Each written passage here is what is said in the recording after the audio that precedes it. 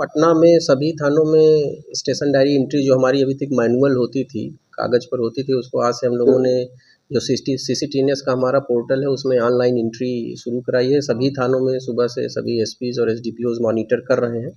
सभी थानों में हम लोग ऑनलाइन स्टेशन डायरी एंट्री आज से शुरू कर दिए हैं।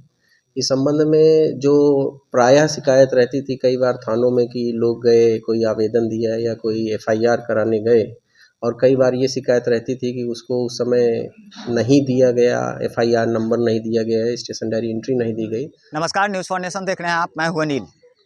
बिहार पुलिस अब पूरी तरह से हाईटेक होने जा रही है। दरअसल अगर पूरे मामले की बात करें तो अब 5 दिसंबर से 31 दिसंबर तक पूरी तरह से पटना पुलिस अपने आप को डिजिटल कर देगी। और वहीं अगर बात करें तो स्टेशन डायरी भी ऑनलाइन लेने की प्रक्रिया जो है वो की जा रही है। 15 दिनों तक इसको पूरी तरह से मैनुअली तरीके से देखा जाएगा। उसके बाद जनवरी माह से ये नए तरीके यानी कि ऑनलाइन तरीके से पूरी तरह से अपलोड कर दिया जाएगा और स्टेशन डायरी डिजिटल ही रहेगा। आइए इस पूरे मामले की जानकारी क्या कुछ दे रहे हैं पटना के एसएसपी राजीव मिश्रा, सीधे सुनवाते हैं पटना आप। में सभी थानों में स्टेशन डायरी एंट्री जो हमारी अभी तक मैनुअल होती थी, कागज़ पर होती थी, उसको आज से हम लोगों ने जो सीसीटीएनएस का हमारा पोर्टल है उसमें ऑनलाइन एंट्री शुरू कराई है। सभी थानों में सुबह से सभी एसपीज़ और एसडीपीओज़ मॉनिटर कर रहे हैं। सभी थानों में हम लोग ऑनलाइन स्टेशन डायरी एंट्री आज से शुरू कर दिए हैं।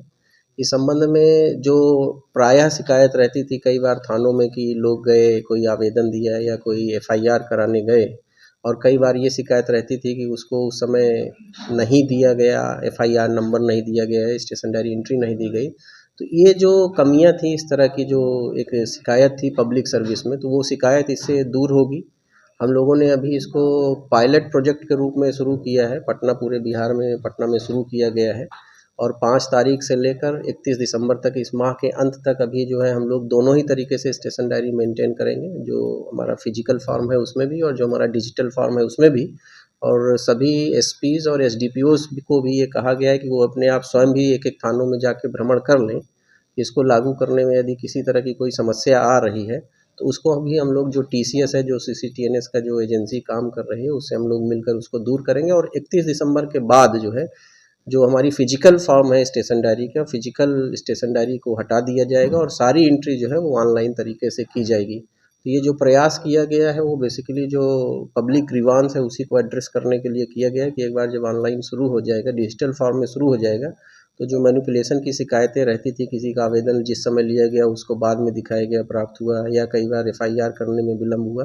लेकिन इसमें एक दूसरा भी इशू है जो कई बार जो इसको पब्लिक को भी समझना पड़ेगा कि कई बार हम लोग ये ध्यान देते हैं, नोटिस करते हैं कि कोई घटना घटी, उसमें जो है जो पीड़ित हैं उनके पक्ष से एफआईआर कराने में, आवेदन देने में कई बार 1 से 2 दिन का विलम्ब किया जाता है। तो अब अगर इस तरह का कोई विलम्ब होगा तो इस संबंध में थानाध्यक्षों को निर्देशित किया गया है कि जैसे ही उनको घटना की सूचना मिलेगी वो अपना स्टेशन डायरी एंट्री करके अनुसंधान प्रारंभ कर देंगे, और जो प्रथम सूचना रिपोर्ट है अगर वो सही समय पे अंकित नहीं कराई जाती है तो उसमें जो विलम्ब होगा वो विलम्ब का कारण देने की जिम्मेदारी भी वादी के ऊपर होगी, अन्यथा उससे जो है जो हमारा अनुसंधान है या अन्वेषण है उस पर विपरीत प्रभाव पड़ेगा।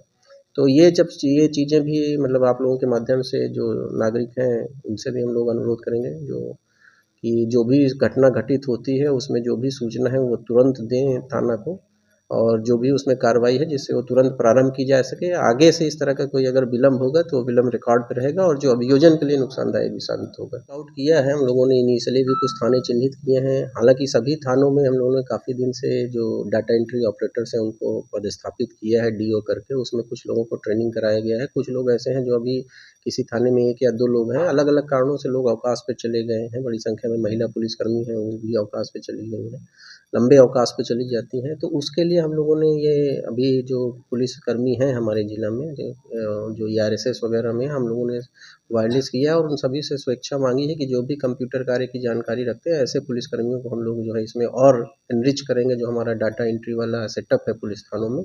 और ये सारी समस्याएं, इसीलिए हम लोग ये सारी समस्याएं जो इसको पूरी तरह से लागू करने में आएंगी 31 दिसंबर तक दूर करके, और 31 दिसंबर से पूरी तरह से डिजिटल फॉर्म में ही स्टेशन डायरी एंट्री। तो उसमें अभी जो टीसीएस ने जो सीसीटीएनएस का फॉर्मेट डिजाइन किया है उसमें सिंकिंग का एक प्रोविजन है कि अगर ऑनलाइन नहीं भी है तो ऑफलाइन एंट्री होती है। तो हम लोग अभी उसी मोड में करा रहे हैं और सिंक बीच बीच में डेटा अपने आप होता रहेगा। और इस बीच में जहाँ नेटवर्क की जो समस्या है, उस समस्या को भी दूर करने के लिए हम लोग प्रयासरत हैं। इस संबंध में मुख्यालय से भी हम लोगों ने जो है अनुरोध किया है, तो इस संबंध में वहाँ से भी कुछ कार्रवाई की जानी है, वो की जा रही है। तो जो नेटवर्क की समस्या है, जो ह्यूमन रिसोर्स की समस्या है, ये सारी समस्याओं को भी हम लोगों ने यही प्रयास किया है कि 31 दिसंबर तक दूर कर लें।